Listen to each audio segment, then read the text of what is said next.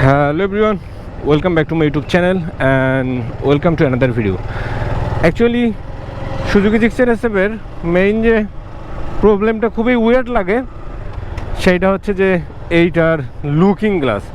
Actually old GXXR and new GXXR এর same problem যে looking গ্লাসের সাইজটা একটু বেশি, অ্যাকচুয়ালি সরি নট অনলি একটু বেশি বাট এইটার লুকটা দেখেই মনে হয় যে এইটার লুকটা কিন্তু অনেক বেশি। এইটা অনেক দূর, এইটা অনেক দূর, সামন থেকে দেখলে মানে কীরকম একটা উইয়ার্ড লাগে। দ্যাটস ওয়াই অনেকদিন থেকেই ভাবতেছিলাম যে লুকিং গ্লাস দুইটা চেঞ্জ করে দিব। আর লুকিং গ্লাস দুইটা অলরেডি কেনা হয়েছে সেই 1 মাস আগে, 1 মাসেরও বেশি। But actually FZ V3 video, 4Bর ভিডিও, GSXR ভিডিও, এই ভিডিওগুলো এডিট করা বা এই ভিডিওগুলো আপলোড দিতেই অনেক দিন সময় চলে গেছে। দ্যাটস ওয়াই এগুলো চেঞ্জ করা হয় নাই। আর এই জন্য আজকে আসলাম যে অ্যাকচুয়ালি ওয়েদারটাও ভালো আছে, আজকে বৃষ্টি নেই, অ্যান্ড এই দুটো চেঞ্জ করে দিব। ভাই ভিতরে নেওয়া লাগবে না, এখানে করে দিবেন, এখানে হবে বিষয়টা। এখন ভাই আমি যদি আর ভিতরে প্রবলেম ঢুকি ভাই, আচ্ছা তাহলে নেট করো। আমি হিল দিচ্ছি না, দিয়ে দেবেন, আমি হিল দিচ্ছি। তাই ওটা ভালো, ওটাই নিয়ে দেন তোমার। আর দুনিয়া করতে হয় ভাই। আর এই হলো ভাই কি, এই হলো যদি ব্যবসায়ী দিয়ে গ্যাস দিয়ে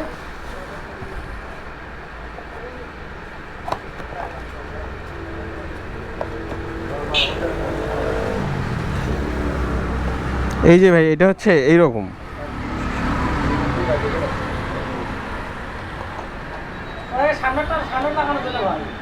হ্যাঁ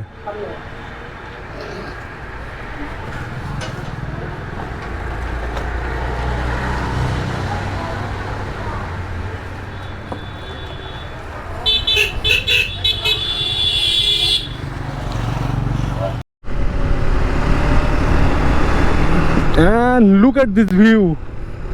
Actually লুকিং গ্লাস দুটো চেঞ্জ করার পরে এইটার কিন্তু একটা অন্যরকম একটা শেপ আসছে। I love this.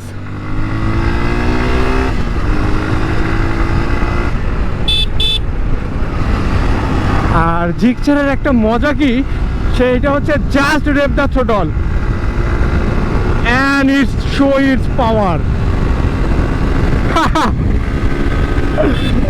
Oh, and finally look at this my bike. Actually new looking glass দুটো লাগানোর পরে বাইকটার লুকটা কিন্তু টোটালি চেঞ্জ হয়ে গেছে। আর আগের যে লুকিং গ্লাস দুটো ছিল ওইটা একটু ওয়াইড ছিল বেশি, অ্যাকচুয়ালি এই জায়গাটা একটু বড় ছিল, বাট ওই লুকিং গ্লাস দুটো যেহেতু অরিজিনাল আর ভিউটা ভালো পাওয়া যাইতো। বাট বাইকের যে লুকটা ছিল অ্যাকচুয়ালি বাইক অনুযায়ী লুকিং গ্লাস দুটো অ্যাডজাস্ট হইতেছিল না আর কি, মানে বাইকের সঙ্গে অ্যাকচুয়ালি অত বড় লুকিং গ্লাস যায় না।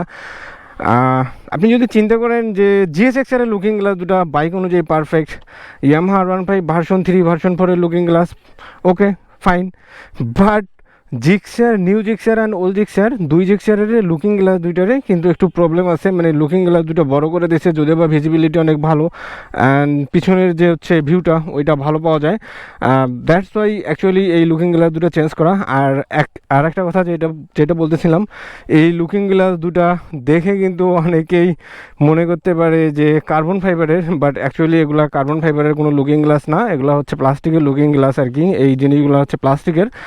আর হচ্ছে এইখানে LED লাইট আছে, বাল্ব আছে অ্যাকচুয়ালি, যেইটা আপনি ইন্ডিকেটরের সঙ্গে অ্যাডজাস্ট করে নিতে পারেন বা হচ্ছে হেডলাইটের সঙ্গে অ্যাডজাস্ট করে নিতে পারেন। আমি কোনোটাই করে নেই কারণ আমার ভালো লাগে না ওই জিনিসটা। অ্যাকচুয়ালি অনেকে আবার দুইটা একসঙ্গেই জ্বলে, ওইটাও করে নেয়, বাট ওইটা তো আমার আরোই ভালো লাগে না, কারণ যেহেতু আমি অনেক সময় ট্রাভেল করি বা ট্যুর করি তখন দেখা যাবে যে আমি ডানে যাব না বাঁয়ে যাব এইটা নির্দেশনা করতে পারবো না। দ্যাটস ওয়াই নো নিড, আমি জাস্ট ওইটা লাইন দিয়ে নেই, জাস্ট আমি লাগাইছি। অ্যান্ড অনেকে বলতে পারে যে লুকিং গ্লাস ছোটো হলে ভিজিবিলিটি ভালো পাওয়া যায় না, এমনটা না। আমি যখন বাইকটাতে বসবো বা জাস্ট আমি এখন বাইকটাতে বসছি, পিছনের ভিউটা কিন্তু অনেক ভালোভাবে আসতেছে।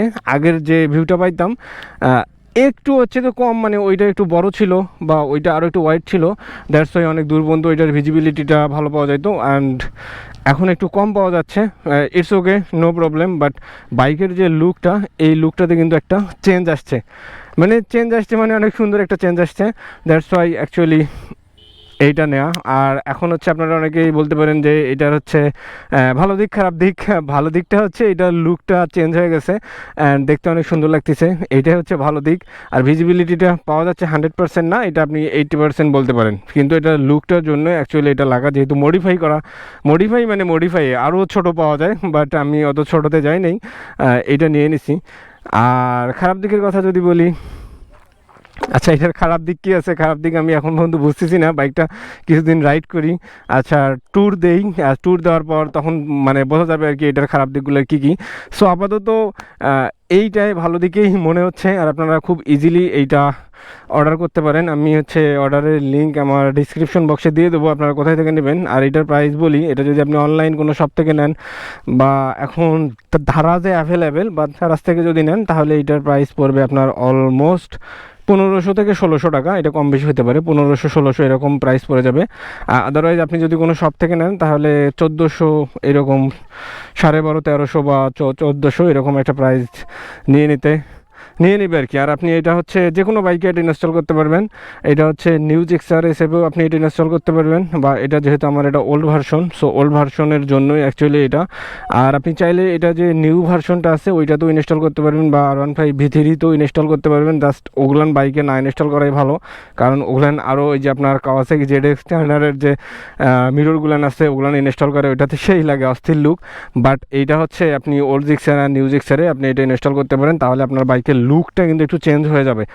আর লুকটা অ্যাকচুয়ালি মেইন, কারণ আপনারা যারা বাইক রাইড করেন, you all of knows about it, যে একটা বাইকের লুক চেঞ্জ করার জন্য আসলে কী কী করা লাগে, আমরা আসলে সব কিছুই করি। সো দ্যাটস ইট, এটা হচ্ছে আজকের ভিডিও। এটা লুকিং গ্লাস দুটা অলমোস্ট এটা ইনস্টল করে ফেললাম, কারণ হচ্ছে আমার অরিজিনাল দুটাও রাখছি, যদি এটা ভালো না লাগে তখন আমি অরিজিনাল দুইটা লাগাই নিব। সো দ্যাটস ইট, এই ছিল আজকের ভিডিওস। অ্যান্ড আপনারা অবশ্যই কমেন্ট করে বলবেন যে নিউ লুকিং গ্লাসে বাইকটা আমার কেমন লাগতেছে, বা এইটার লুকটা কীরকম হয়েছে, এটা কি আসলেই ভালো না খারাপ। যদি আপনাদের কারো যদি কোনো এক্সপিরিয়েন্স থাকে অবশ্যই শেয়ার করবেন, আর আমি অবশ্যই এটা শেয়ার করবো এটার ভালো না খারাপ। সো দ্যাটস ইট, এই ছিল আজকের ভিডিওস। অ্যান্ড একটা কথা, সেটা হচ্ছে যে ভিডিওটি যদি ভালো লেগে থাকে অবশ্যই লাইক কমেন্ট করবেন, শেয়ার করলে আরও ভালো। অ্যান্ড ইফ পসিবল, যদি সম্ভব হয় আমার চ্যানেলটিকে অবশ্যই সাবস্ক্রাইব করবেন। So thank you watching my videos.